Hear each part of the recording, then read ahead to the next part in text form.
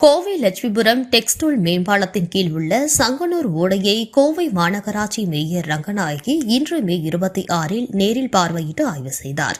பின்னர் அதனை உடனடியாக தூர்வாரி நீர்வழி பாதையினை சீர் செய்திடுமாறு மாநகராட்சி அலுவலர்களுக்கு அறிவுறுத்தினார். கோவை ஆம்னி பேருந்து நிலையம் அருகே புனரமைக்கப்பட்ட மாநகராட்சி குப்பை கிடங்கினை மேயர் ரங்கநாயகி பார்வையிட்டார்.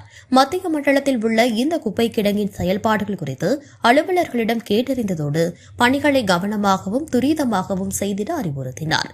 கோவை மாநகராட்சி மத்திய மண்டலம் அவினாசி சாலை தண்டுமாரியம்மன் திருக்கோவில் அருகில் நடைபெற்று வரும் கழிவுநீர் வடிகால் அமைக்கும் பணிகளையும் மேயர் ஆய்வு செய்தார்.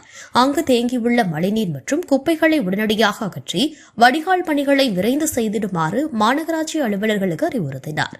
கோவை மாநகரில் பெய்து வரும் கனமழை காரணமாக வஉசி பூங்கா அருகில் உள்ள சாலையில் அதிக அளவிலான மழைநீர் தேங்கி அப்பகுதி மக்களுக்கு மிகுந்த இடையூறாக உள்ளதை அறிந்து அந்த இடத்தினை கோவை மாநகராட்சி மேயர் ரங்கநாயகி இன்று மே 26 நேரில் பார்வையிட்டு ஆய்வு மேற்கொண்டார்.